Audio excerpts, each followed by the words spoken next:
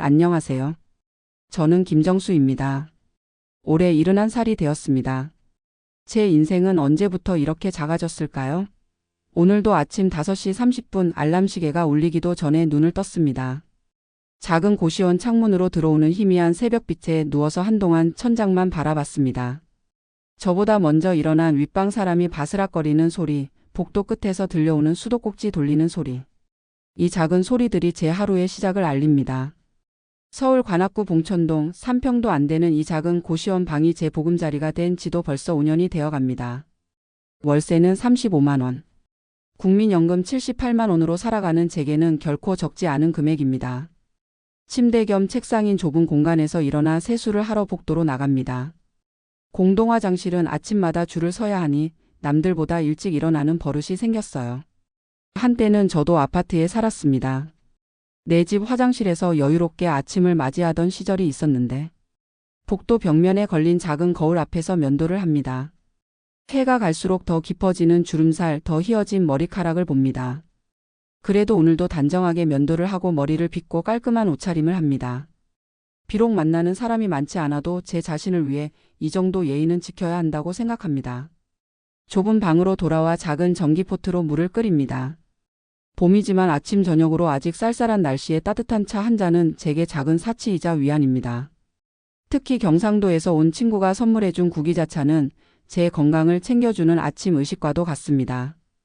구수한 향기를 맡으며 차를 마시다 보면 어머니가 끓여주시던 보리차 생각도 납니다. 아침 식사는 간단합니다. 어제 저녁에 사온 편의점 김밥 절반과 계란 하나.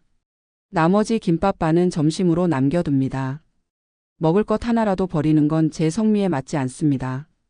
살림살이가 넉넉했던 시절에도 저는 검소한 성격이었지만 지금은 더더욱 그렇습니다. 아, 오늘은 복지관 가는 날이구나. 달력을 보며 중얼거립니다. 매주 월요일과 수요일 저는 집에서 30분 거리에 있는 노인복지관에 갑니다. 거기서 노인 일자리 사업으로 월에 27만 원을 받고 있습니다. 큰 돈은 아니지만 연금에 보태면 생활하는 데 꽤 도움이 됩니다. 무엇보다 사람들을 만나고 이야기를 나누고 하루를 의미 있게 보낼 수 있어 좋습니다. 6시 40분 방을 나서기 전에 전기코드를 모두 뽑고 창문을 살짝 열어 환기를 시킵니다. 집을 나서는 순간 복도에 사는 30대 청년과 마주쳤습니다. 어르신 벌써 나가세요? 응, 오늘은 복지관에 가는 날이라 일찍 나가네. 건강 챙기세요. 요즘 미세먼지도 많고. 짧은 인사를 나눕니다. 이 고시원에 온 지 5년 얼굴을 아는 이웃은 많지만 깊이 교류하는 사이는 거의 없습니다.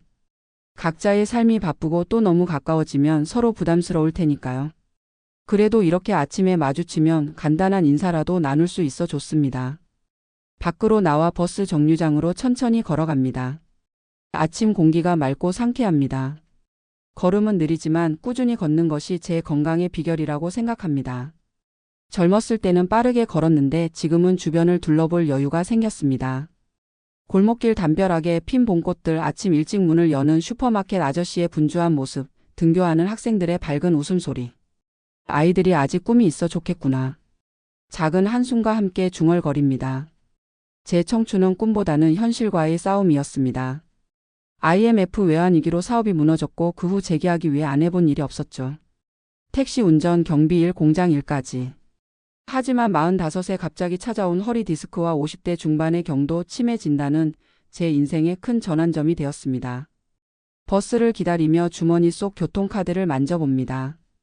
어제 충전한 5천 원, 이번 주는 이걸로 버텨야 합니다. 버스가 오기를 기다리는 동안 문득 30년 전 회사 앞에서 택시를 잡던 제 모습이 떠오릅니다. 그때는 1,000원, 2,000원이 큰 돈으로 느껴지지 않았는데 이제는 100원, 500원도 소중합니다. 버스가 도착하고 경로우대로 무료 승차합니다. 나이 들어 얻는 작은 혜택 중 하나죠. 버스 안은 출근하는 사람들로 북적입니다. 젊은이들은 대부분 스마트폰을 보거나 이어폰을 끼고 있습니다. 저는 그저 창밖을 바라봅니다. 변해가는 도시의 모습을 보는 것도 나름의 즐거움이니까요. 복지관에 도착하자 8시가 조금 넘었습니다. 아직 본격적인 활동 시작 전이라 조용합니다. 자원봉사자 몇 명과 복지사 선생님들이 분주히 움직이는 모습이 보입니다. 어르신 오늘도 일찍 오셨네요. 젊은 복지사 선생님이 환하게 웃으며 인사합니다. 이렇게 반갑게 맞아주는 사람이 있어 고맙습니다. 네, 집에 있어 봐야 심심하잖아요. 여기 오면 할 일도 있고 말벗도 있고 좋지요. 저는 이곳에서 주로 안내 데스크 일을 합니다. 복지관을 찾아오는 어르신들께 간단한 안내를 하고 프로그램 신청을 도와드리는 일이죠.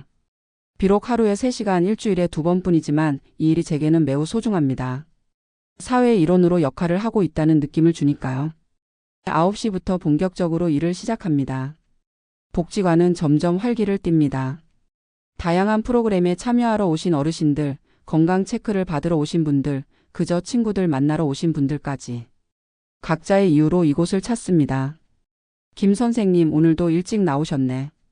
70대 중반의 박 선생님이 제게 다가옵니다. 복지관에서 만난 몇 안 되는 친구 중 한 분입니다. 박 선생님은 저보다 형편이 나은 편이지만 서로의 상황을 비교하지 않고 진심으로 대해주셔서 좋습니다. 네, 집에만 있으면 답답해서요. 오늘 날씨가 참 좋네요. 그러게요. 점심시간에 같이 식사할까요? 오늘 복지관 식당에서 된장찌개 나온다던데. 좋지요. 같이 먹읍시다. 대화를 나누면서도 찾아오시는 분들께 인사하고 안내합니다. 어떤 어르신들은 같은 질문을 매번 하시지만 저는 언제나 처음인 것처럼 친절하게 대답하려고 노력합니다. 제가 조금만 노력하면 상대방에게 기쁨을 줄 수 있으니까요. 시간이 빠르게 지나고 12시가 됩니다. 제 일과는 여기서 끝이지만 오늘은 박 선생님과 식사를 하기로 했으니 복지관 식당으로 향합니다. 2,000원을 내고 식권을 받습니다. 저렴한 가격에 영양가 있는 식사를 할 수 있어 감사한 마음입니다. 어제는 뭐 하셨어요, 김 선생님? 밥을 먹으며 박 선생님이 물으십니다. 별거 없지요. 동네 공원에 산책 좀 다녀오고 TV 보다가 일찍 잤습니다. 박 선생님은요? 저는 손주들이 왔었어요. 초등학교 다니는 손자, 손녀가 있거든요. 시끌벅적했지만 즐거웠습니다. 부러운 마음이 들지만 표현하지 않습니다. 저에게는 아들 하나가 있지만 미국에 살고 있어 10년 넘게 만나지 못했습니다. 전화통화도 1년에 몇 번 안 됩니다. 아내와 이혼한 후 아들과의 관계도 소원해졌지요. 그 이야기는 하고 싶지 않아 화제를 바꿉니다. 요즘 무릎은 좀 어떠세요? 지난번에 아프다고 하셨던데. 덕분에 좀 나아졌어요. 병원에서 주사 맞고 나니 한결 낫더라고요. 식사를 마치고 복지관 앞 작은 공원에서 잠시 휴식을 취합니다. 봄날에 따스한 햇살이 좋습니다. 벤치에 앉아 잠시 눈을 감고 햇볕을 쬐다가 문득 제 인생을 돌아봅니다. 제가 가장 활발하게 사업하던 40살 무렵 저는 중소전자부품 납품업체를 운영했습니다. 직원이 25명이나 되는 작지만 활기찬 회사였죠. 아침부터 밤늦게까지 일했고 가족과 보내는 시간보다 회사에 있는 시간이 훨씬 많았습니다. 그때는 노후를 위해 돈을 모아야 한다는 생각보다는 당장 회사를 키우고 아들에게 좋은 교육을 시키는 데 집중했습니다. IMF가 터지고 회사는 부도가 났습니다. 거래하던 대기업이 갑자기 계약을 취소하고 은행에서는 대출금을 갑자기 회수하려 했죠. 직원들 월급도 주지 못하고 퇴직금도 제대로 정산하지 못한 채 문을 닫았습니다. 그 죄책감은 지금도 가슴 한구석에 무겁게 남아 있습니다. 이후 재기를 위해 안 해본 일이 없었지만 나이 50을 넘기니 취업의 문은 점점 좁아졌습니다. 아파트를 팔고 전세로 다시 월세로. 점점 작은 공간으로 옮겨 다니다가 결국 이 고시원까지 오게 되었습니다. 김 선생님, 이제 들어가 봐야겠어요. 다음 주에 또 뵐게요. 박 선생님의 말에 생각에서 깨어납니다. 네, 들어가십시오. 저도 이제 일어나야겠네요. 박 선생님과 헤어지고 천천히 버스 정류장으로 향합니다. 집으로 바로 돌아가기보다는 근처 시장에 들러 장을 보기로 했습니다. 오늘은 한 달에 한 번 연금 받는 날이라 조금 넉넉하게 장을 볼 수 있습니다. 시장은 활기가 넘칩니다. 흥정하는 소리, 상인들의 큰 목소리가 활력을 줍니다. 저는 먼저 반찬 가게에 들렀습니다. 오늘부터 일주일 동안 먹을 반찬을 사야 합니다. 아저씨, 오랜만이네요. 오늘은 뭐 드릴까? 반찬 가게 아주머니가 반갑게 맞아주십니다. 오늘은 제일 싼 반찬으로 몇 개만 주세요. 김치는 아직 있어서 괜찮습니다. 알겠어요. 계란말이 좀 넣어 드릴까요? 아저씨 좋아하시잖아요. 아니에요. 그냥 이것만 주세요. 계란말이가 먹고 싶지 않은 건 아니지만 그건 5,000원이나 하니 오늘은 포기합니다. 대신 3,000원짜리 멸치볶음과 2,000원짜리 콩나물 무침을 샀습니다. 다음으로 채소 가게에서 가장 싼 시금치 한 묶음과 양파 2개를 3,000원에 샀습니다.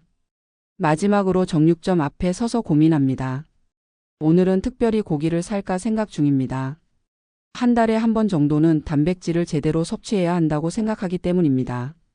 아저씨 뭐 필요하세요? 정육점 주인이 물어봅니다. 저기, 제일 싼 고기 있을까요? 국거리용으로. 소고기는 비싸고. 돼지고기 잡뼈는 어떠세요? 5,000원어치면 국 끓이기 딱 좋은데. 네, 그걸로 주세요.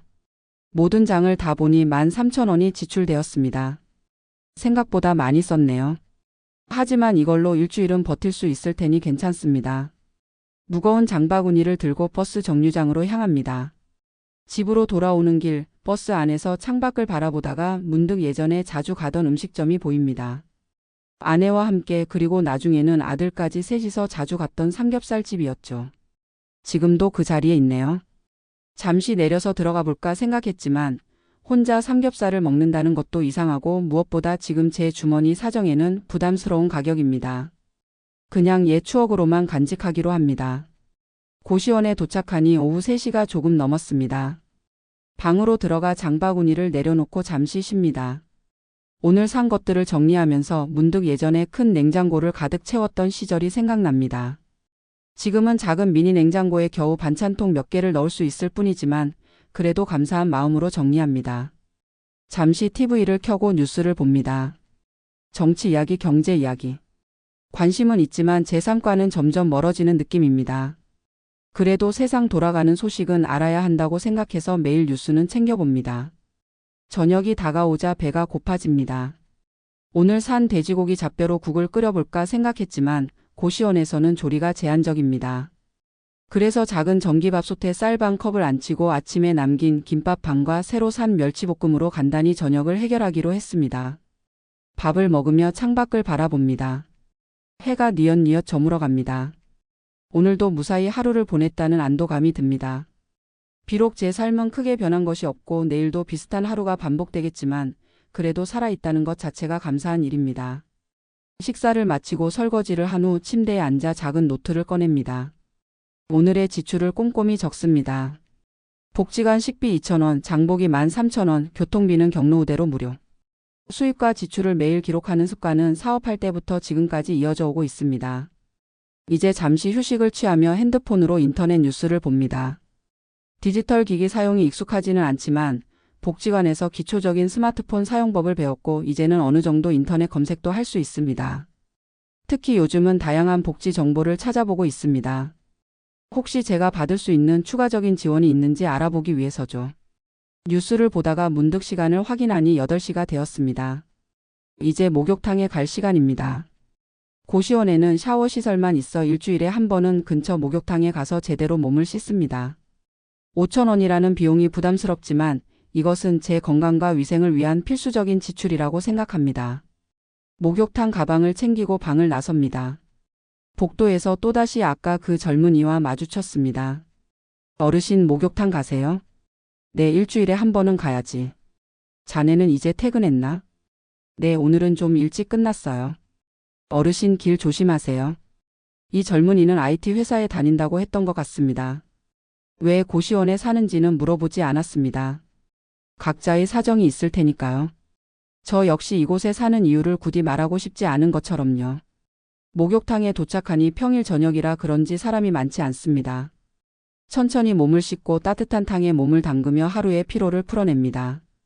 허리와 무릎이 예전 같지 않아 자주 아프지만 이렇게 따뜻한 물에 몸을 담그면 한결 나아집니다. 탕 안에서 비슷한 또래의 노인 몇 분과 눈인사를 나눕니다. 말은 많이 하지 않지만 서로의 존재를 인정하는 조용한 교감이 있습니다. 나이 든 남자들의 침묵 속 대화랄까요? 목욕을 마치고 집으로 돌아오는 길 편의점 앞에서 잠시 멈춰섭니다. 오늘은 뭔가 달콤한 것이 먹고 싶어졌습니다. 고민 끝에 1,500원짜리 아이스크림 하나를 샀습니다. 한 달에 한 번 정도는 이런 작은 사치도 필요하다고 스스로를 위로합니다. 아이스크림을 먹으며 천천히 걷다 보니 어느새 고시원 앞입니다.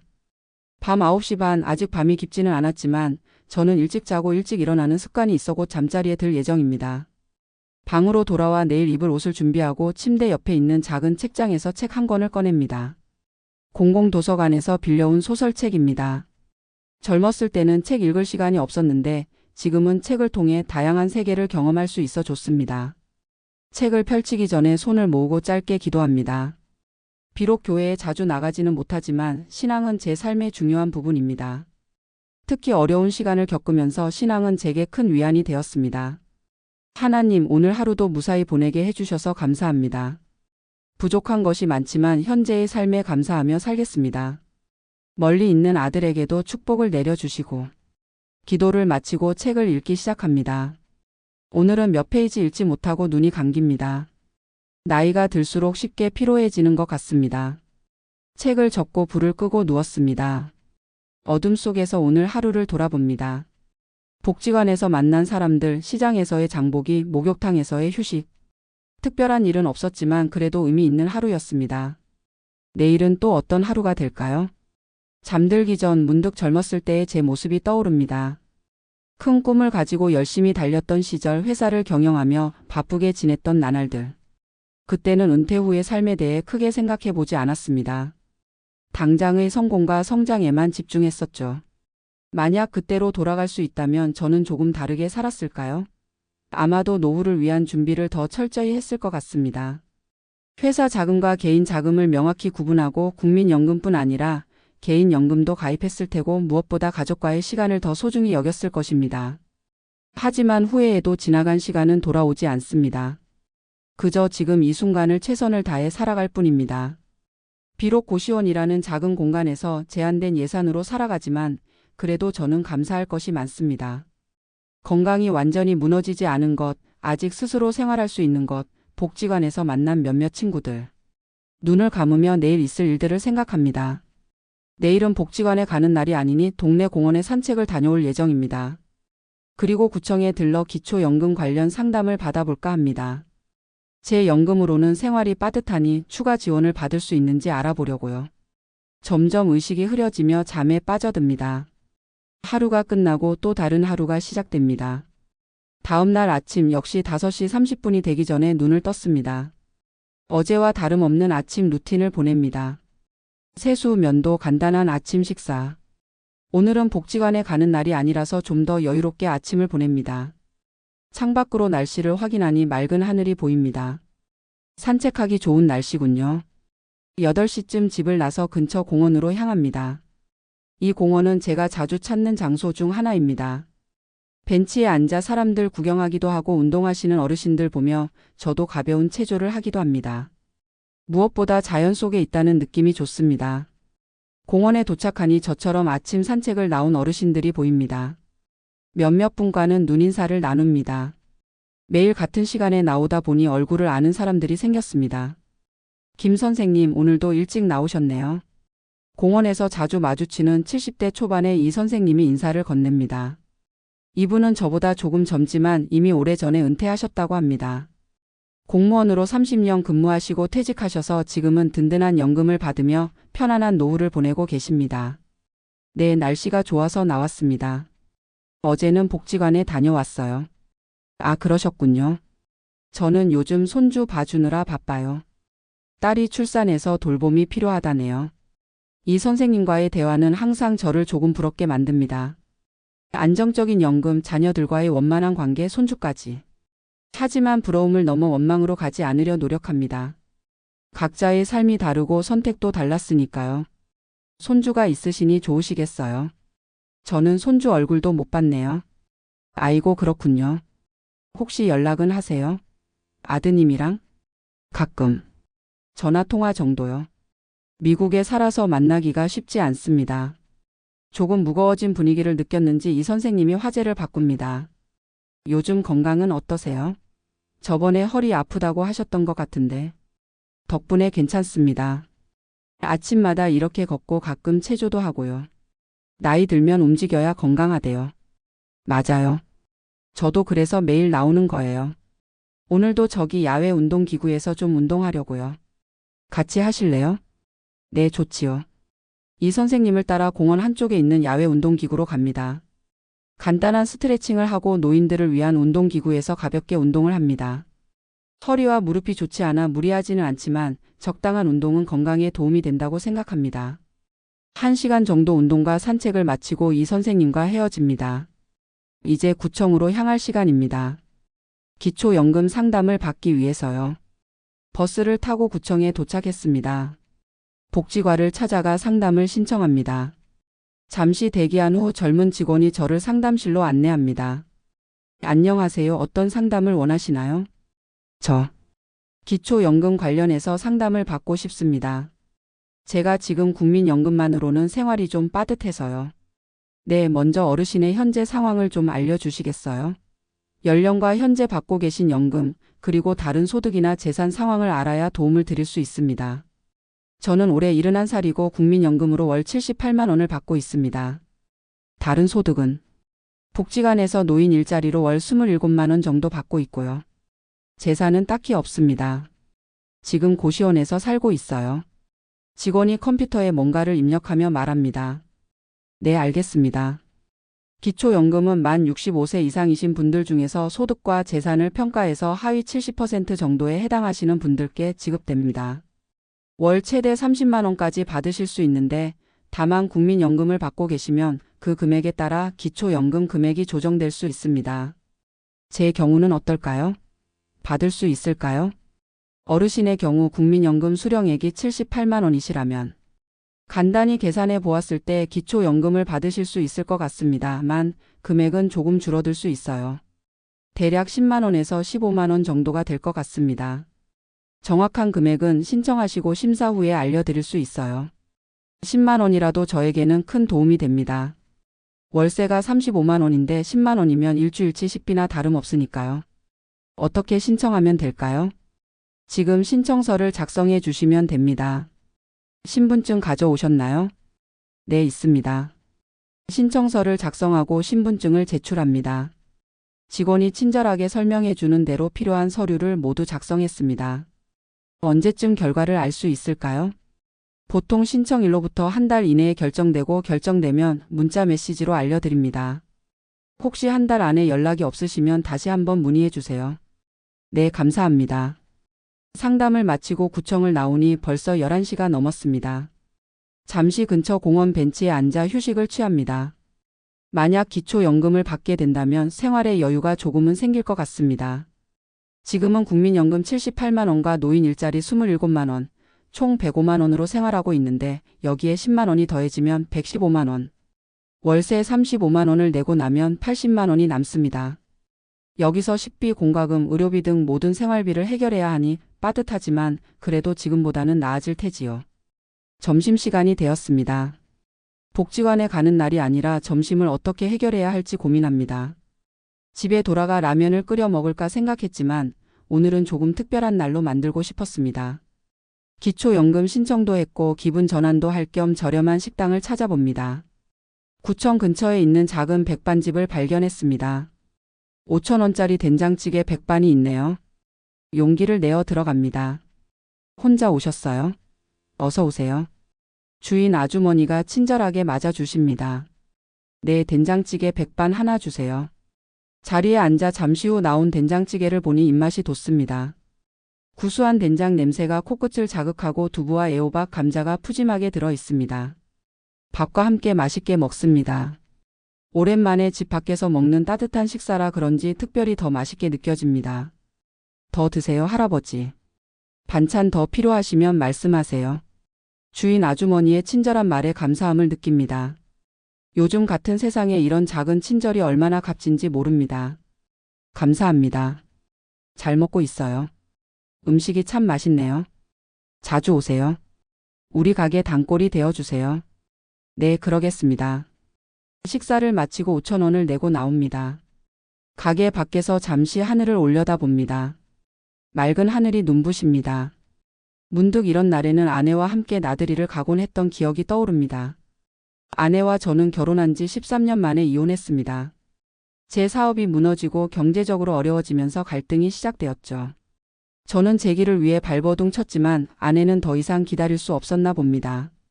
당시 아들은 16살이었고 이혼 후 아내가 아들을 데리고 미국으로 떠났습니다. 친척이 있다고 했던 것 같아요.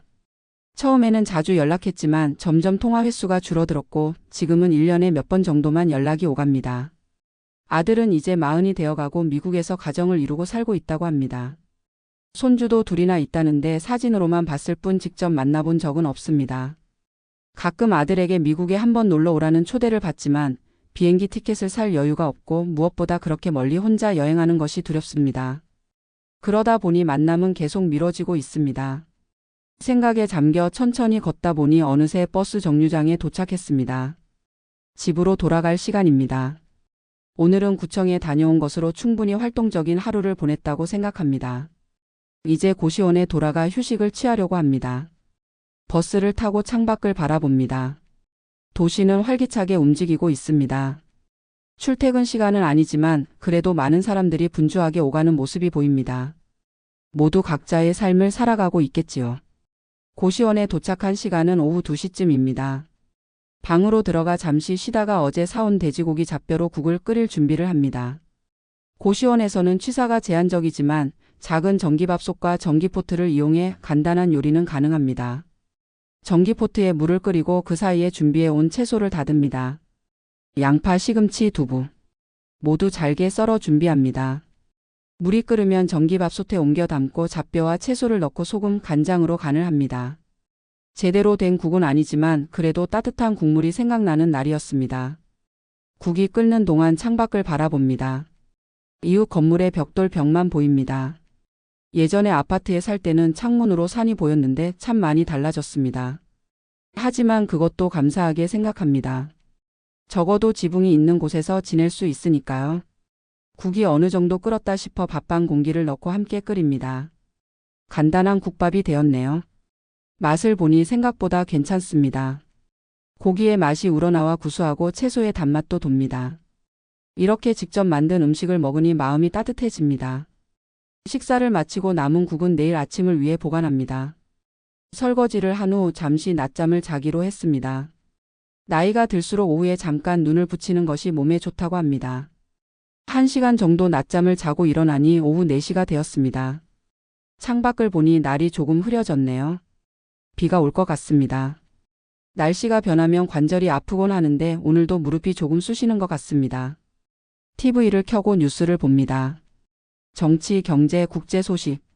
세상은 여전히 복잡하고 빠르게 변하고 있습니다. 젊었을 때 알던 세상과는 많이 달라졌지만 인간의 본질은 크게 변하지 않은 것 같습니다. 여전히 권력과 돈을 위해 다투고 약자를 소외시키는 모습이 보입니다.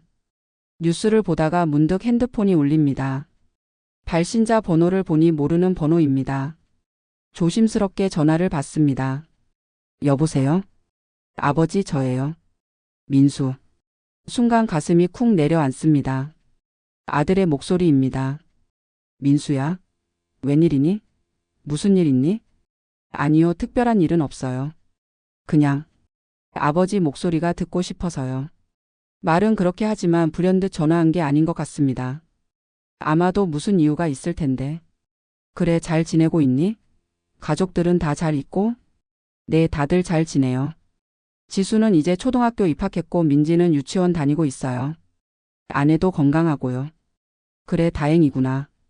할아버지랑 한번 통화하자꾸나. 네, 나중에 아이들 깨어 있을 때 다시 전화 드릴게요. 지금은 밤이라 자고 있어서요. 시차가 있으니 그렇겠지요. 미국은 지금 새벽일 테니까요.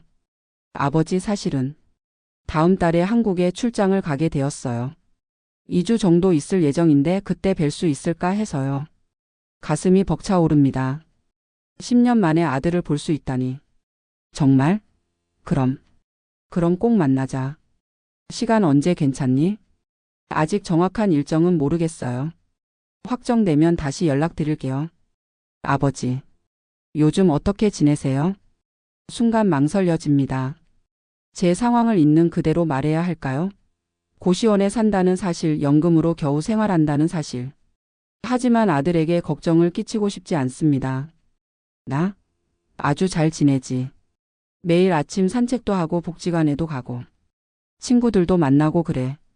건강하게 잘 지내고 있어. 다행이네요. 걱정했거든요. 혹시 지금 사시는데 주소 좀 알려주세요. 찾아뵙고 싶어서요. 또다시 망설임이 찾아옵니다. 고시원 주소를 알려주면 아들이 이곳에 와서 제 상황을 알게 될 텐데. 하지만 거짓말을 할 수도 없고 만남을 거부할 수도 없습니다. 그래, 주소는 서울시 관악구 봉천동. 고시원 주소를 자세히 알려줍니다. 네, 메모했어요. 다음 달에 꼭 찾아뵐게요. 그때까지 건강하게 계세요, 아버지. 그래, 너도 조심하고. 가족들에게도 안부 전해줘. 전화를 끊고 한동안 멍하니 앉아 있습니다. 10년 만에 아들을 만난다. 그것도 이 초라한 고시원에서. 부끄러움과 기쁨이 교차합니다. 문득 방을 둘러봅니다. 좁고 허름한 공간, 낡은 가구들. 아들에게 보여주기 부끄러운 모습입니다. 하지만 이것이 제 현실이고 숨길 수 없는 진실입니다. 정리라도 해야겠다. 중얼거리며 방 정리를 시작합니다. 당장 만나는 것은 아니지만 마음의 준비를 하는 것 같습니다. 정말 기뻤습니다. 아들과 손주들을 만날 생각을 하니 눈시울이 뜨거워집니다. 정리를 하다 보니 어느새 저녁 시간이 되었습니다. 오늘은 점심에 밖에서 식사를 했으니 저녁은 간단히 해결하기로 했습니다. 남은 국에 밥을 말아 먹습니다. 이런 소박한 한 끼가 오늘따라 특별하게 느껴집니다. 식사를 마치고 창가에 앉아 생각에 잠깁니다. 내일부터는 어떻게 준비해야 할까요? 우선 몸과 마음의 건강을 챙겨야겠습니다. 아들을 만날 때 건강한 모습을 보여주고 싶으니까요. 작은 선물도 준비해야겠습니다. 비록 큰 것은 아니더라도 손주들에게 줄 작은 선물이라도요. 다음 달이면 이제 한 달 남짓한 시간이 남았습니다. 한 달 동안 어떻게 지내야 할지 생각하며 또다시 작은 노트에 계획을 세웁니다. 매일 아침 산책으로 건강 유지하기. 복지관 일 성실히 하기. 기초연금 신청 결과 확인하기. 손주들 선물 준비하기. 아들과 나눌 이야기 정리하기. 간단한 계획을 세우고 나니 마음이 조금 가라앉습니다. 비록 지금의 삶이 화려하지는 않지만 그래도 제 나름대로 성실하게 살아왔다는 것을 아들에게 보여주고 싶습니다. 밤이 깊어갑니다. 오늘 하루는 생각보다 많은 일이 있었네요. 구청에서 기초연금 신청도 하고 아들과 통화도 하고. 특히 아들과의 통화는 예상치 못한 기쁨이었습니다. 잠자리에 들기 전 작은 액자를 꺼냅니다. 아들이 대학 졸업할 때 찍은 사진이에요. 제가 가진 마지막 가족 사진입니다. 그 이후로는 만나지 못했으니까요. 사진 속 아들은 24, 이제는 40이 되어가는 중년 남성이 되었겠지요. 많이 달라졌겠구나. 액자를 가슴에 안고 눈을 감습니다. 오늘 밤은 오랜만에 편안한 잠을 잘 수 있을 것 같습니다. 다음 날 아침 평소보다 조금 일찍 눈을 떴습니다. 오늘은 복지관에 가는 날이라 서둘러야 합니다. 어제의 기쁜 소식 덕분인지 몸이 가볍게 느껴집니다. 아침 루틴을 마치고 복지관으로 향합니다. 오늘따라 걸음이 더 경쾌합니다. 버스를 기다리며 주변 풍경을 둘러봅니다. 매일 보는 풍경인데도 오늘은 모든 것이 새롭게 느껴집니다. 복지관에 도착하자 여느 때와 같이 복지사 선생님이 반갑게 맞아주십니다. 어르신, 오늘은 기분이 좋아 보이세요? 네, 어제 좋은 소식을 들었거든요. 미국에 있는 아들이 다음 달에 한국에 온대요. 정말요? 와, 그거 정말 기쁜 소식이네요. 얼마 만에 만나시는 거예요? 10년. 아니, 12년 정도 됐을 거예요. 그럼 정말 오랜만이네요. 많이 기대되시겠어요? 네, 너무 기대돼요. 손주들도 처음 만나게 될 거고요. 손주분들도 계시군요. 몇 살이에요? 8살, 5살이라고 하더라고요. 아이들 얼굴은 사진으로만 봤어요. 복지사 선생님과 이야기를 나누며 오늘의 업무를 시작합니다. 안내 데스크에 앉아 오시는 어르신들에게 인사하고 필요한 정보를 안내해 드립니다. 평소보다 더 밝은 표정으로 더 친절하게 대응하려고 노력합니다. 점심시간 오늘도 박 선생님과 함께 식사를 합니다. 아들 소식을 그에게도 전했습니다. 와, 그거 정말 기쁜 소식이네요. 드디어 아드님을 만나시는군요. 네, 너무 기뻐요. 근데 솔직히 좀 걱정도 돼요. 걱정이요? 무슨 걱정이에요? 잠시 망설이다가 제 마음을 털어놓습니다. 지금 제가 고시원에 살고 있잖아요. 아들에게 그런 모습을 보이고 싶지 않은데.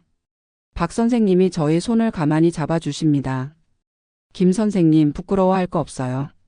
인생이란 게 다 그런 거지요. 오르막도 있고 내리막도 있는 거예요. 아드님도 다 이해할 거예요. 그래도 아버지로서 더 잘해주지 못해 미안한 마음이 크네요. 그런 마음은 이해해요. 하지만 지금이라도 만날 수 있다는 것에 감사하세요. 서로 건강하게 만날 수 있다는 것만으로도 큰 축복이잖아요.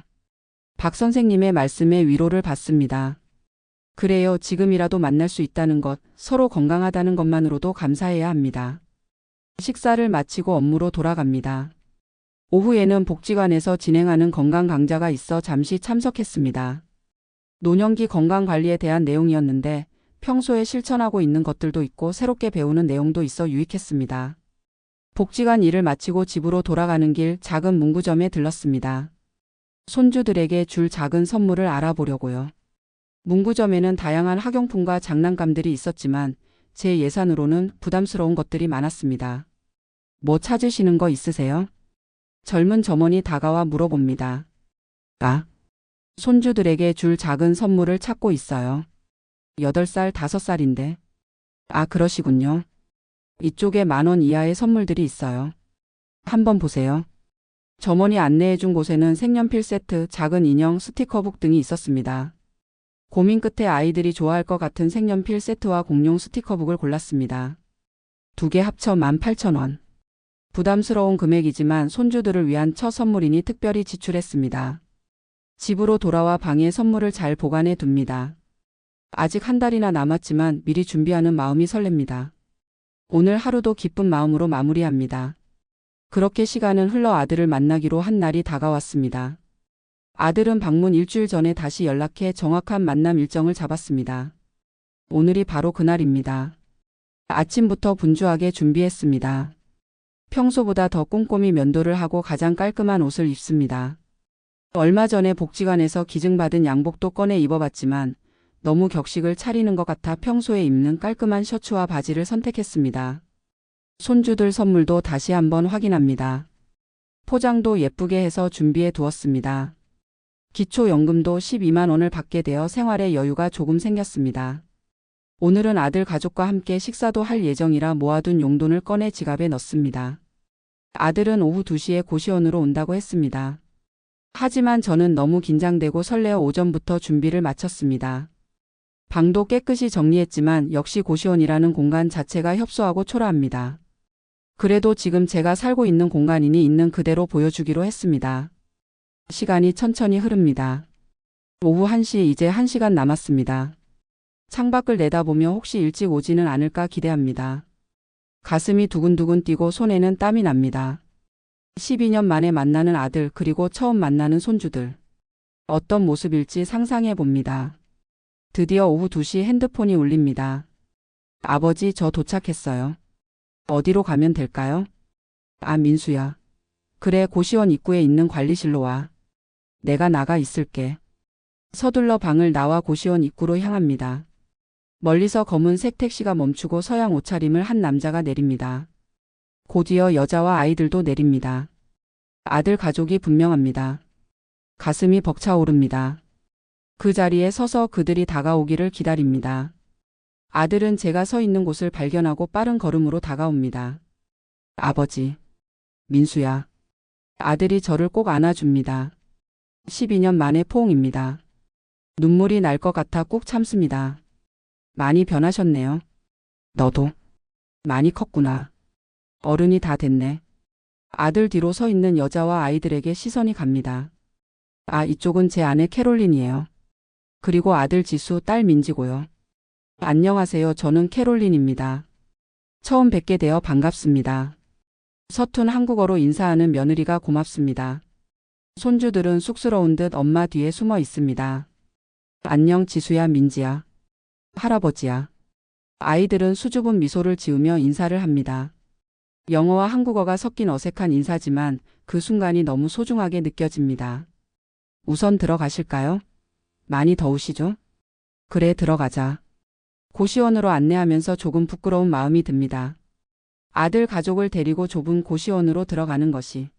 하지만 어쩔 수 없는 현실입니다. 여기에요. 내 방이야. 문을 열고 작은 방을 보여줍니다. 아들의 표정이 잠시 굳어지는 것이 보입니다. 아마도 이런 환경에서 아버지가 살고 있다는 사실에 충격을 받은 것 같습니다. 아버지, 이렇게 작은 곳에서 사셨어요? 괜찮아, 혼자 생활하기에는 딱 좋아. 편하게 지내고 있어. 아들은 더 이상 말을 하지 않지만 그의 눈빛에서 걱정과 미안함이 느껴집니다. 방 안에는 우리 5명이 들어서자 발 디딜 틈이 없습니다. 자, 여기 앉아봐. 손주들 선물도 준비했어. 침대 겸 소파에 아이들을 앉히고 준비해둔 선물을 꺼냅니다. 지수는 색연필, 민지는 스티커부. 마음에 들지 모르겠네. 와, 고마워요. 뭐라고 해야 하지? 아들이 아이들에게 한국어로 뭐라고 말합니다. 감사합니다, 할아버지. 아이들이 서툰 한국어로 인사합니다. 그 모습이 너무 사랑스럽습니다. 아버지, 이제 나가서 식사라도 할까요? 근처에 괜찮은 식당 있나요? 그래, 좋지. 근처에 내가 가끔 가는 식당이 있어. 그곳으로 가자. 고시원을 나와 근처 식당으로 향합니다. 걸어가는 길에 아들이 조용히 물어봅니다. 아버지, 정말 괜찮으세요? 솔직히 말씀해 주세요. 한숨을 쉬며 대답합니다. 처음엔 힘들었지. 하지만 지금은 적응했어. 연금으로 생활하고 복지관에서 일도 하고. 나쁘지 않아. 왜 연락하지 않으셨어요? 도움이 필요하셨다면. 내가 열심히 사는 모습을 방해하고 싶지 않았어. 부모가 자식에게 짐이 되는 건 원치 않았거든. 아들의 눈에 눈물이 맺힙니다. 아버지, 저희가 모셔갈게요. 미국에서 함께 살아요. 놀라운 제안에 잠시 말을 잇지 못합니다. 미국에서 산다. 상상도 해보지 않은 일입니다. 그건 쉽게 결정할 수 있는 문제가 아니야. 내가 미국에서 뭘 할 수 있겠니? 손주들 돌봐주시면 돼요. 캐롤린도 아버지가 오시면 좋겠다고 해요. 아이들도 한국어를 배울 수 있고요. 식당에 도착해서 자리에 앉습니다. 아이들은 신기한 듯 한국 음식을 구경합니다. 미국에서도 한식을 먹긴 하지만 한국에서 먹는 것과는 다르겠지요. 이건 불고기라고 해요. 한국의 유명한 음식이에요. 며느리가 아이들에게 설명해 줍니다. 다행히 며느리도 한국 문화와 음식에 관심이 많은 것 같아 대화가 자연스럽게 이어집니다. 식사를 하면서도 계속 미국 이야기가 나옵니다.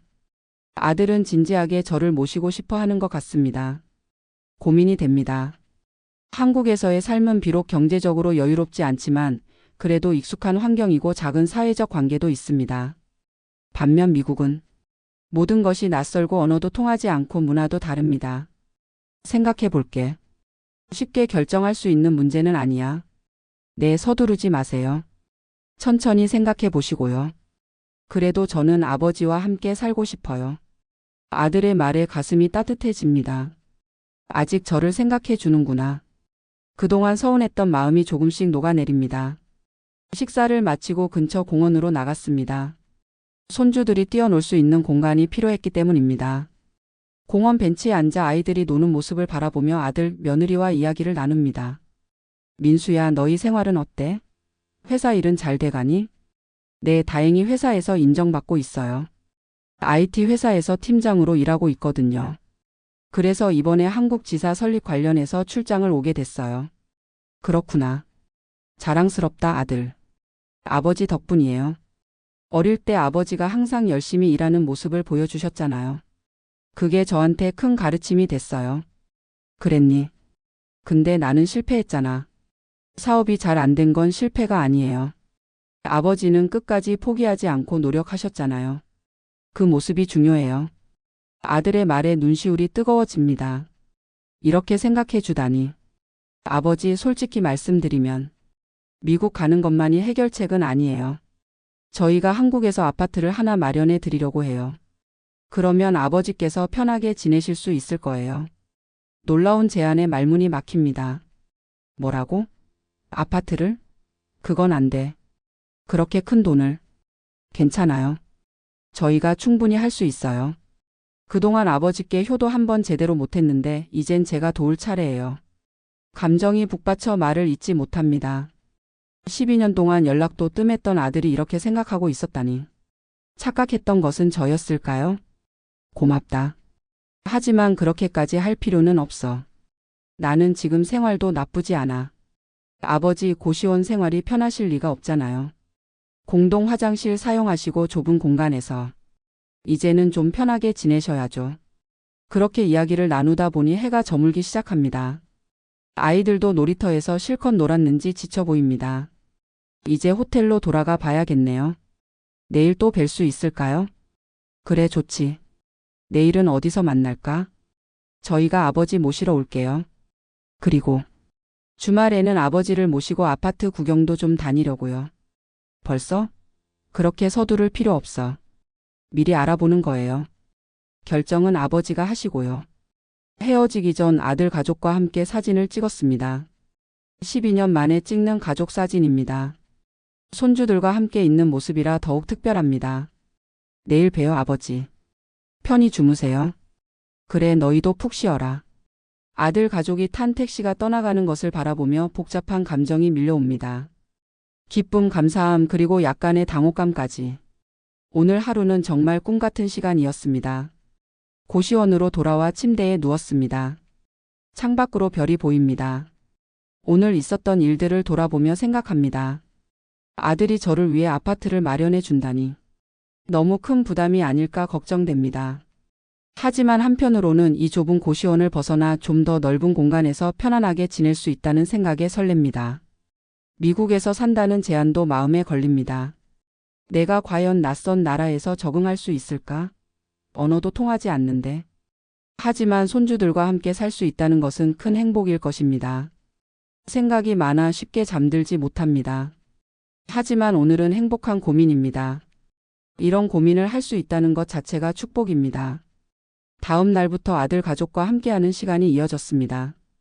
서울 구경도 하고 맛있는 음식도 먹고 아파트 구경도 다녔습니다.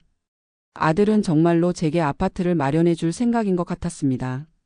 저는 계속 망설였지만 아들의 진심 어린 마음에 조금씩 마음이 열렸습니다. 일주일이 지나고 아들이 한국에서의 일을 마치고 돌아갈 시간이 다가왔습니다. 마지막 만남의 날 아들이 중요한 결정을 물어봅니다. 아버지, 생각해 보셨나요? 미국에서 함께 살 것인지 아니면 여기서 새 아파트에서 사실 건지. 깊은 숨을 들이쉬고 대답합니다. 많이 생각해 봤어. 솔직히 말하면 미국에서 사는 건 내게 너무 큰 변화일 것 같아. 언어도 안 통하고 문화도 다르고. 손주들과 함께 있고 싶지만 나이 든 사람이 새로운 환경에 적응하기는 쉽지 않을 것 같구나. 그럼 여기서 아파트에 사시겠어요? 그것도 너무 큰 부담일 것 같아. 너희에게 그렇게 큰 경제적 부담을 주고 싶지 않아. 아들의 표정이 실망스러워 보입니다. 그럼 계속 고시원에서 사시겠다는 건가요? 아니. 내 생각은 이래. 너희가 도와주겠다면 작은 전세라도 구해서 조금 더 넓은 공간에서 살고 싶어. 그리고 1년에 한 번 정도 너희가 한국에 올 때마다 만나거나 내가 미국에 단기간 방문하는 방식은 어떨까? 아들이 잠시 생각하더니 미소를 짓습니다. 좋은 생각이에요. 적응하기 쉬운 변화부터 시작하는 거군요. 그럼 전세집부터 알아볼게요. 그리고 1년에 한 번은 꼭 만나요. 아버지가 미국에 오시든 저희가 한국에 오든요. 그래, 그렇게 하자. 결정을 내리니 마음이 편안해집니다. 급격한 변화보다는 점진적인 변화가 저에게는 더 맞을 것 같습니다. 그리고 무엇보다 아들 가족과 정기적으로 만날 수 있다는 것이 가장 큰 기쁨입니다. 다음 날 아들 가족은 미국으로 돌아갔습니다. 공항에서 작별 인사를 할 때 아들이 저에게 봉투를 하나 건넵니다. 아버지, 이건 당장 전세집 구하실 때 필요하실 거예요. 다음 주에 제가 지인 부동산에 연락해서 좋은 집 알아보라고 할게요. 봉투를 열어보니 상당한 금액의 돈이 들어 있었습니다. 너무 많아서 받기 망설여졌지만 아들의 진심 어린 마음을 거절할 수 없었습니다. 고맙다, 아들. 정말 고마워. 당연한 거예요, 아버지. 앞으로는 자주 연락할게요. 그리고 좋은 집 찾으면 영상통화로 보여드릴게요. 마지막 포옹을 하고 헤어졌습니다. 손주들도 할아버지에게 안기며 인사를 합니다. 다음에 또 만나요, 할아버지. 그래, 꼭 다시 만나자. 공항에서 돌아오는 길 가슴이 벅차오릅니다. 며칠 전만 해도 상상하지 못했던 변화가 제 삶에 찾아왔습니다. 이제 곧 고시원을 떠나 새로운 곳에서 살게 될 것이고 아들 가족과도 정기적으로 만날 수 있게 되었습니다. 고시원에 돌아와 창밖을 바라봅니다. 5년 동안 이곳에서 지냈습니다. 힘들었지만 그래도 이곳에서의 시간이 있었기에 오늘의 기쁨이 더 크게 느껴지는 것 같습니다. 작은 노트를 꺼내 오늘의 감정을 적어봅니다. 오늘 내 인생의 새로운 장이 열렸다. 모든 것이 끝났다고 생각했을 때 새로운 시작이 찾아왔다. 아들을 다시 만났고 손주들도 만났다. 이제 고시원을 떠나 새로운 집으로 갈 예정이다. 인생은 정말 예측할 수 없구나. 71살에 이런 변화가 올 줄이야. 노트를 덮고 잠시 눈을 감습니다. 가슴 속에서 감사함이 넘쳐 흐릅니다. 비록 제 인생이 크고 작은 실패와 어려움의 연속이었지만 지금 이 순간만큼은 모든 것이 값진 경험으로 느껴집니다. 연금 78만 원으로 고시원에서 살며 하루하루를 아끼던 71살 남자의 이야기는 여기서 새로운 전환점을 맞이합니다. 이제는 더 이상 혼자가 아닙니다. 멀리 있더라도 가족의 사랑이 함께하고 작은 공간이지만 제 공간에서 편안하게 지낼 수 있게 되었습니다. 창밖으로 보이는 하늘이 유난히 맑고 푸릅니다. 마치 제 미래처럼요. 오늘도 감사합니다. 내일은 더 좋은 날이 되겠지요. 중얼거리며 내일의 계획을 생각합니다. 이제 저는 새로운 삶을 향해 한 걸음 더 나아갈 준비가 되어 있습니다.